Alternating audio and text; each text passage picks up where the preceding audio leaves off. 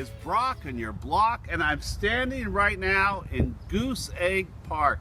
Yes, it's 0.69 acres of Santa Monica parkland. It's our second smallest park, and I'm right off 7th Street and Palisades in the Noma part of the city. Now, if you don't know what Noma is, we're going to find out right now, because we're going to do an interview today with Danilo Bach. And Danilo, you are the president of the North of Montana Association in Santa Monica.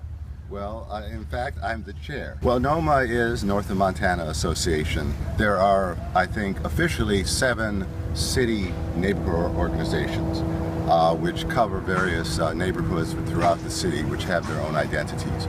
And we're primarily a residential neighborhood. Considered a wonderful neighborhood. I mentioned just before you came on camera that we're in Goose Egg Park, and this is the only park from Ocean Avenue to 26th, from Montana to the North City limit, that is exclusively the park for the North of Montana Association. Yes, we don't have a great many parks, believe it or not. We need parks, more green space that can be used by the community. We have a great many renters as well here, and as well as homeowners. And we have a great many people visiting north of Montana, shopping along Montana and so forth. And we have schools. There is a need for the public and for the residents here to sort of go outside the house, to mingle, to associate and whatever. And you mentioned renters. Now, everyone thinks of this neighborhood, and by the way, for clarification, I live north of Montana on San Vicente Boulevard, which happens to be our newest, first of all, historic district, and secondly, it's an entire street of renters. Mm-hmm. It's one of the, I think, largest aggregations of rental units and the courtyard apartments in Santa Monica, not to mention in a wider area. And you know what's interesting too, this area, your neighborhood has the most children of any neighborhood in Santa Monica, yet you don't have one children's playground in a park north of Montana at all. It's a shame. I think we do need to develop one. We attended the North of Montana annual meeting, which you ably moderated and took care of at the Aero Theater, historic Aero Theater, earlier this month. And it seemed like a lot of North of Montana residents were engaged. They were there. We have a very active constituency and residents and a neighborhood association, which we're very proud of. We normally meet, that was the annual meeting.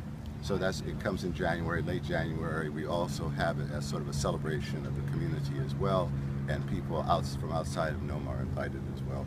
But we meet Monday nights at the Montana Branch Library at 7 o'clock every first Monday of the month.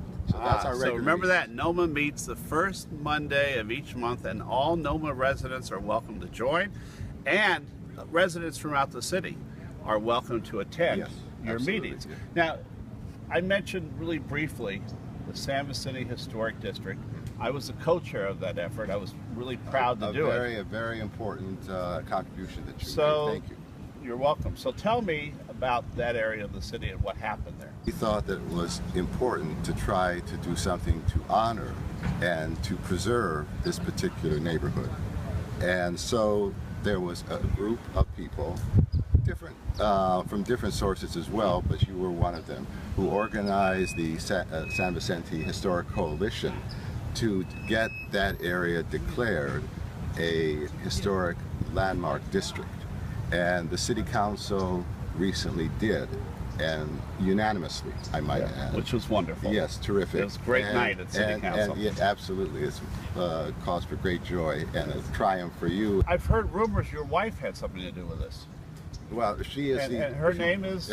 Margaret Bach. Yes. And she is? The chairperson of the Landmarks Commission. Yes, and she was instrumental as well. So you're a family that really prides itself on community service. Yes, I think so. At least we certainly pride ourselves on a passion for community. Sustaining a quality of life wherever we live. In this case, it's Santa Monica, and this is the quality of life that we want to maintain. what are the challenges that Noma faces? What are the opportunities that Noma faces? And how do you see Santa Monica and Santa Monica in the future? Once upon a time, I think the neighborhood organizations initially were formed and were concentrating on their particular neighborhoods. But the fact is, we are a rather dense city, and we have very many active neighborhoods and a lot's going on. And so it has become essential for the residents of Noma to also involve themselves with the issues which confront the city as a whole. And we have a situation in the city which we have a dynamic core, and which continues to grow, and which many residents and many residents of Santa Monica in general think is at risk of threatening the quality of life, not only in our residential neighborhoods, but in the city as a whole. That perhaps we have to give more attention to what the concerns of the residents and the folks who live, so that we can have an enjoyable place to live and call home. Are we in risk of losing our neighborhoods? There's always that chance, because there is the pressure here. This is a rather significant city. I say that without sort of prejudice, but the fact is that we are well situated and geographically placed, that we're desirable for a lot of people and a lot of businesses to live here.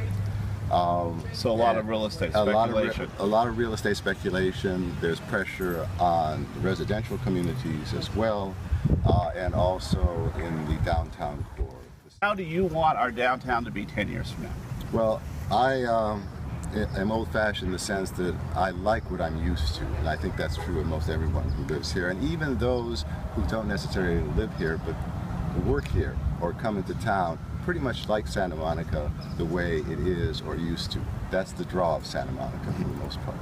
And you have, of course, the pressure as well of those interests which would like to create more of a Miami Beach type of coastal town, which I think that's important that we resist, because I don't think the future lies there for us. I think there's... I always talk about preserving neighborhoods, preserving what I call the fabric and thread of our neighborhoods, the fabric and thread of our city. And I, for one, don't feel our city's future includes high-rises, includes tremendous more density. I think growth is good, and change is fine. With the existing zoning codes and the levels of height and so forth, we are not built up. And we have an enormous problem of congestion and overcrowding downtown and throughout the city, not just downtown. If anyone has tried to cross the city driving at various parts of times of day, it's a real challenge. So if we are not built to capacity now, even with what is, if we raise those limits or bring in, imagine what else is going to come in. Right. So I think we have to be extremely cautious, and I would like us to err on the side of caution and to slow down a bit. Isn't the real appeal for tourists, we had 7.9 million last year, isn't the real appeal of a city feeling how those people live and not feeling like it's the same as the last city they left? I think one of the things you're saying is we all want to have a unique character to our city for us to live in, but also even when visitors come, we want to be proud to show them our Santa Monica, and Santa Monica not be the same as every other place. I think we need a sense of place. Well, I think that's always the case, yes. And I think we have such a valuable sense of place now with Palisades Park, with the nature of our urban forest, with the nature of our communities, with the vibrancy among our residents in these communities as well, and also a very sort of on their toes city council and staff, that it's important that we continue this enjoyment of what we have here, and say we can have the best of both possible worlds by maintaining what we have. And we do have a very vibrant community, and we have an engaged populace in Santa Monica, and I think that bodes well for our city. I know there are some that would prefer that residents were more passive. I hear. And I hear that. and I can tell you, we do not have a passive populace Yeah. in Santa Monica. It's been enjoyable talking Very to you, nice. Danilo. I Thank you for love the living in this opportunity. neighborhood. For Brock and Your Block, I'm Phil Brock. Have a great Santa Monica day.